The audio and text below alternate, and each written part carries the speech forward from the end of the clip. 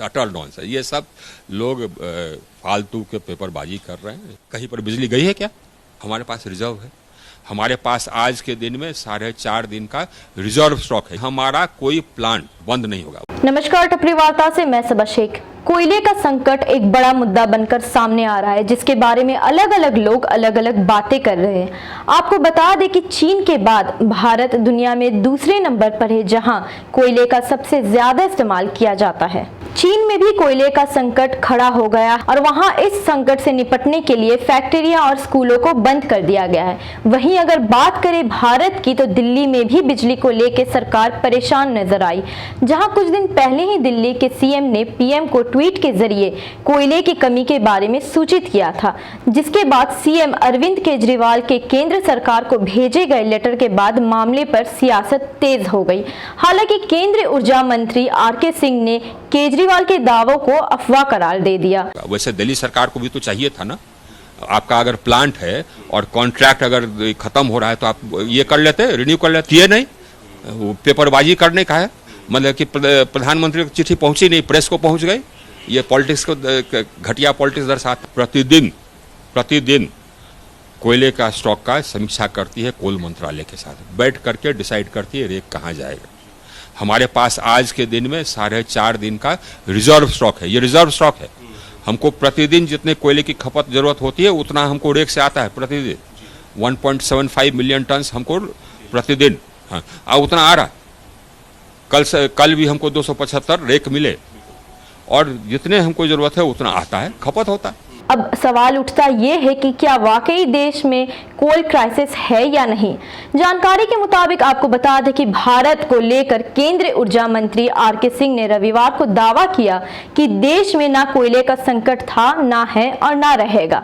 साथ ही उन्होंने कहा कि ये जानबूझकर बनाया गया क्राइसिस था।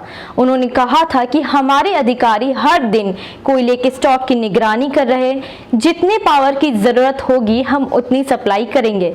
आज हमारे 4.5 दिन का कोयला का स्टॉक है, तो किसी का ये कहना कि जितनी कोयले की जरूरत थी उतनी नहीं मिली, ये कहना भ्रामक है। आपको जितना चाहिए आपको मिलेगा। उन्होंने ये भी कहा कि पहले की तरह 17 दिन का स्टॉक भले ही नहीं है, लेकिन 4.25 दिन का स्टॉक है। आपको बता दें कि सूत्रों के मुताबिक ये पता चला है कि कोयले के इस संकट के पीछे कुछ प्राकृतिक और कुछ राज्यों की लापरवाही एक कारण बना है। एक मुद्दा बरसात का रहा, जो इस बार काफी लंबा चला। देश में हर जगह अक्टूबर महीने तक बरसात का मौसम बना रहा, जिससे उत्पादन और धुलाई दोनों पर असर पड़ा है। दूसरा कारण राज्यों की लापरवाही बताई जा रही है। सूत्रों ने बताया कि राज्य सरकारें लगभग 15 दिन का स्टॉक रखती है, लेकिन अप्रैल महीने से लगातार केंद्र सरकार ने सभी राज्य सरकारों को पत्र लिखकर अपना स्टॉक स्टोर कर लेने के लिए कहा था, लेकिन इस पर किसी ने ध्यान नहीं दिया। कोल मंत्रालय ने अपने पत्र में लिखा कि 100 मिलियन टन कोयला पड़ा हुआ है, आप इसे उठा लीजिए, जबकि किसी राज्य सरकार ने ध्यान नहीं दिया। तो फिर पावर मंत्रालय ने भी पत्र लिखा, उसके बावजूद भी स्टॉक नहीं बनाया गया। वैसे हर साल बरसात के मौसम आने से पहले ही राज्य सरकारें अपने लिए कोयले का स्टॉक बना लेती है, लेकिन इस साल अधिकतर राज्यों ने वो स्टॉक नहीं रखा। सूत्रों के अनुसार राज्य सरकारों ने इसलिए स्टॉक नहीं बनाया क्योंकि उनको अंतर्राष्ट्रीय बाजार में कोयला $60 प्रति मेट्रिक टन मिल रहा था। इसलिए ना तो उन्होंने कोल इंडिया से कोयला लिया और ना ही राज्य के आवंटित कोल खदान से उत्पादन बढ़ाया। लेकिन पिछले कुछ दिनों में ये कोयला 3 गुना महंगा हो गया है, यानी इसकी कीमत $60 से बढ़कर $153 प्रति मेट्रिक टन हो गई है, जिसके कारण सप्लाई को आगे नहीं बढ़ाया गया। राज्य सरकारें कोयले का स्टॉक नहीं कर पाई। इसके पीछे अंतर्राष्ट्रीय बाजार में कोयले की कीमत बढ़ने के अलावा कोल इंडिया का भारी बकाया भी एक कारण बन रहा है।